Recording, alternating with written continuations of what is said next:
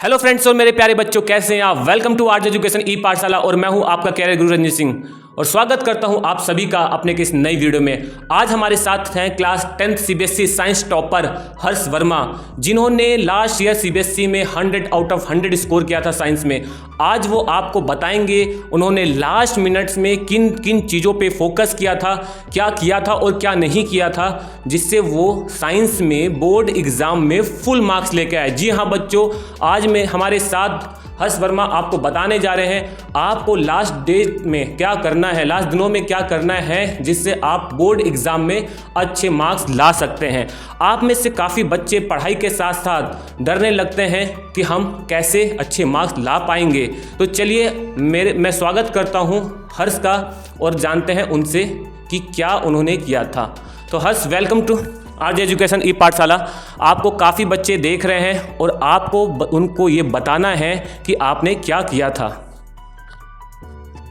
तो last minutes में मेरी तो बायो बहुत वीक थी, तो मुझे बहुत नर्वसनेस भी हुई थी उसके बारे में कि बायो में तो कई सवाल आते हैं, एक्सप्लेनेशन वाले भी, डायग्राम वाले भी।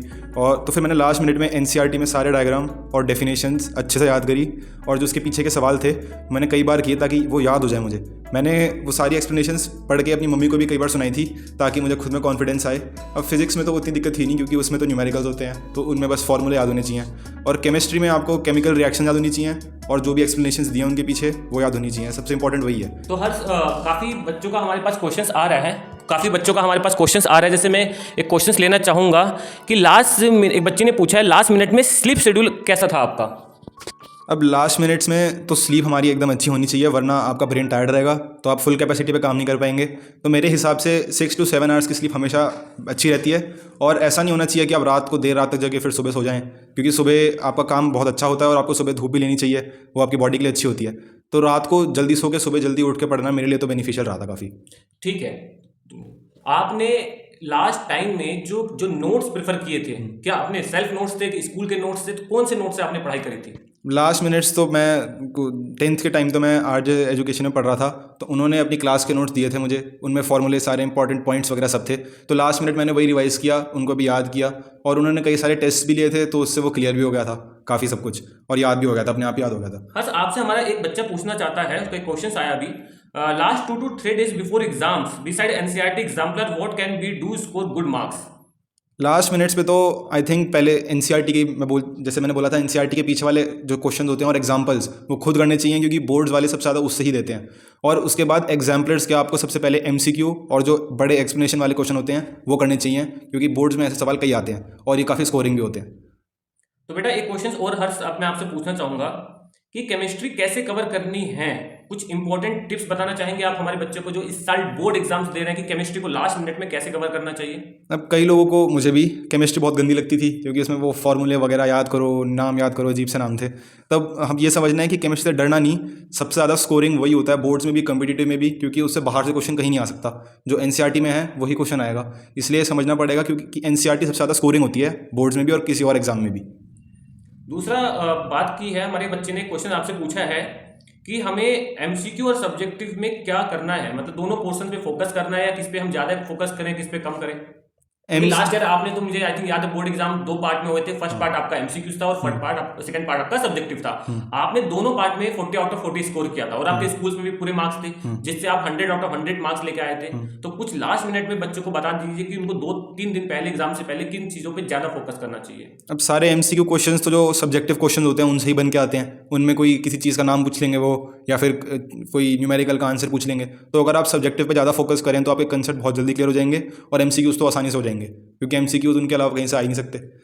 एक बच्चे ने हमसे अभी पूछा है, आपसे क्वेश्चन पूछ रहे हैं कि हर्ष भैया किस टाइप की गलती करने से हमें बचना चाहिए। अक्सर स्टूडेंट से एग्जाम में हो जाती है जिससे कि सिली मिस्टेक हो जाती है, जिससे हमारे मार्क्स नहीं आते। किन टाइप की गलती हमें अवॉइड करनी चाहिए एग्जाम में। अब जैसे प्री बोर्ड्स दिए होंगे आप लोगों ने, तो प्री बोर्ड्स में अगर अच्छे नंबर आए, मेरे भी आए थे, तो मुझे थोड़ा लगा था कि ये तो आसान है, आराम से हो जाएगा, मुझे करने की ज़रूरत नहीं कुछ रिवाइज़। लेकिन वो उसमें गलती हो जाती है क्योंकि आप भूल जाते हो प्री बोर्ड्स और बोर्ड्स के बीच में जो गैप होता है उनमें इंपॉर्टेंट चीज़ों को। तो इसलिए बार बार आपको पढ़ना चाहिए, एनसीईआरटी करनी चाहिए और ऐसा फील नहीं होना चाहिए कि हमसे आराम से हो जाएगा। फुल एफर्ट करना चाहिए आपको अपना। तो हर एग्जाम से एक दिन पहले, जिस दिन बच्चों का एग्जाम होता है, तो उससे क्या एक दिन पहले बच्चों को ज्यादा मेहनत करनी चाहिए, हार्ड वर्क करना चाहिए, कि थोड़ा सा उनको रिलैक्स रहना चाहिए, एग्जाम के लिए फ्रेश होना चाहिए? कुछ बता, स्पेशली साइंस एग्जाम में। हाँ, एग्ज़ाम से पहले 1 दिन पहले तो आपको रिलैक्स रहना चाहिए, क्योंकि स्ट्रेस लेंगे तो उससे आपका ही नुकसान होगा। और आप रिलैक्स रहें, और जो इंपॉर्टेंट फार्मूला आपने लिखे होंगे अपने आप, और जो नोट्स वगैरह होंगे, उनके जो हाइलाइटेड पॉइंट्स होंगे, बस वो जल्दी से देख लें, और ज़्यादा स्ट्रेस देने की ज़रूरत नहीं है, कुछ नया करने की भी ज़रूरत नहीं है। जो आपने किया है वही दोबारा रिवाइज़ किए तो वो सही रहेगा। हाँ, सभी हमारे एक आरजे फैमिली के एक बच्चे का क्वेश्चन है कि how to manage time and attempt the questions in proper way and also what are the important diagrams in biology which may come in exam. मतलब आपने भी आप आई थिंक मुझे आपने बताया था कि बायोलॉजी भी आपको में थोड़ा सा प्रॉब्लम करती थी, बट आपने लास्ट टाइम में किन चीजों पे फोकस किया स्पेशली बायोलॉजी में? बायोलॉजी में तो मैंने जो मुझे नोट्स मिले थे इंस्टीट्यूट से, आर्ट इंस्टीट्यूट से, मैंने वही किए, और डायग्राम्स भी मैंने वही किए। एनसीईआरटी में जो डायग्राम्स हैं वो तो आपको एकदम रटे होने चाहिए, याद होने चाहिए, क्योंकि वही आएंगे, उनके अलावा कुछ और आएगा ही नहीं। और बायोलॉजी से भी डरना नहीं चाहिए। हाँ, उसमें याद करने का बहुत है, लेकिन सब स्कोरिंग भी वो काफ़ी है। अगर आपको याद है तो आप आराम से उसमें नंबर ला पाएंगे। तो देखो बच्चों, आज मुझे ये जरूर पता है, जब हर्ष कभी भी जब इसने पढ़ाई करी 9th से 8 से हमारे इससे जुड़ा हुआ है और आज भी हमारे साथ कनेक्ट है, हर्ष ने कभी भी किसी बात को लेकर कभी टेंशन नहीं ली कि मेरे क्या, इसने हमेशा अपने आप को एक डिसिप्लिन के साथ हार्ड वर्क किया। और अगर आज ये साइंस में फुल स्कोर कर पाया है तो वो फिजिक्स, केमिस्ट्री और बायोलॉजी में इसने बराबर का ध्यान रखा। और आज हर्ष ने जो भी आपको बताया है, तो उन बातों को आपको फॉलो करना है कि आपको क्या करना है और क्या नहीं। अब मैं हर्ष से ये बोलना चाहूंगा कि वो अपनी प्लानिंग के बारे में जरूर बताइए। तो अभी तक तो हर्ष ने आपके क्वेश्चंस लिए, तो हर्ष अब मैं आपसे कहूंगा कि आपका सक्सेस मंत्र क्या था? क्या आपको लगा था कि आपके फुल मार्क्स आ जाएंगे जब आप बोर्ड एग्जाम, स्पेशली जब आपने एमसीक्यू भी एग्जाम दिया, 2 बोर्ड, मतलब आपको एक ही साल 2 बोर्ड एग्जाम देने पड़े, बोर्ड 1 बोर्ड 2, क्या अभी आपको अगर लगा कि क्या मैं साइंस में फुल मार्क्स ला पाऊंगा, या कुछ ऐसा कभी प्रॉब्लम आई जहां आप में को थोड़ी सी प्रॉब्लम लगी, बट फिर आपने क्या किया, ये आप मुझे बताइए। अब जो मैंने प्री बोर्ड्स दिए थे तो उनमें मेरे कई कई टॉपिक्स में नंबर कटे थे, तो उनसे मुझे अपनी स्ट्रेंथ पता चल गई थी और वीकनेस पता चल गई थी। तो मैंने तो सबसे पहले सुबह उठ के मैं जो याद करने का काम था वो करता था, जैसे केमिस्ट्री और बायोलॉजी, क्योंकि सुबह सुबह माइंड फ्रेश होता है तो याद आराम से हो जाता है। और सुबह सुबह आपको नोट्स भी रिवाइज करने चाहिए अपने जो पुरानी क्लास के थे, ताकि जो आपकी नई क्लास हो या जो नया टेस्ट हो उसके लिए आप अच्छे से प्रिपेयर रह पाएँ। और उसके बाद जो आपका कोचिंग या ट्यूशन जो आप जाते हैं, वहाँ जो भी पेपर हो रहे हैं उनका दोबारा एनालिसिस करना चाहिए आपको पेपर देने के बाद, कि जो क्वेश्चन आपके गलत हुए वो क्यों गलत हुए, अब वो आगे गलती कैसे नहीं हो, उस पर फोकस करना चाहिए। तो मेरा तो यही मंत्र था, मैं रिवाइज भी बार बार करता था, और जो मेरे पुराने पेपर थे उनको भी दोबारा देखता था, और जो मेरे सर थे उनसे भी मैं कई बार अपने डाउट्स पूछता था तो वो क्लियर कर देते थे, तो उससे काफ़ी मदद मिलती थी।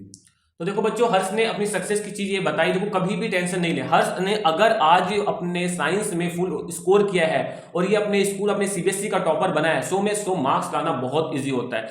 क्या हर्ष सच में आपको लगता है कि बहुत इजी है? 100 में 100 मार्क्स लाना बहुत इजी है, बच्चों का आसान, बच्चों का काम है? 100 में से 100 लाना तो वैसे तो ईजी तो होगा अगर आपने सब ढंग से कर रखा है, लेकिन कभी कभी एक ना एक छोटी मोटी गलती हो जाती है। तो हर बच्चों का लास्ट में ये क्वेश्चन रहता है कि क्या एनसीईआरटी सच में हमारे लिए मतलब ज्यादा यूजफुल हो सकती है लास्ट मिनट में? अगर हमें एनसीईआरटी को हम कवर कर लें, एनसीईआरटी के क्वेश्चन जैसे आपने बताया कि एनसीईआरटी के क्वेश्चन को कवर कर लें, तो क्या उससे काफी हमें मदद मिलेगी एग्जाम्स में?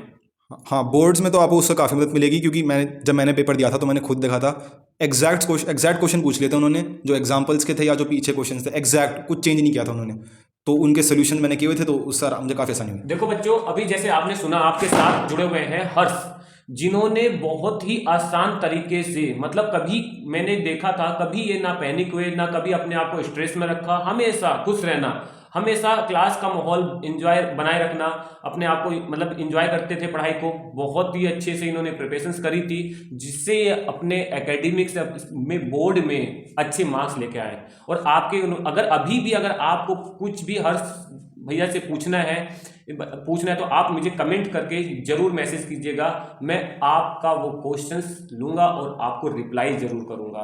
तो यही चीजें होती हैं, छोटी छोटी चीजें होती हैं जो आपको करना है।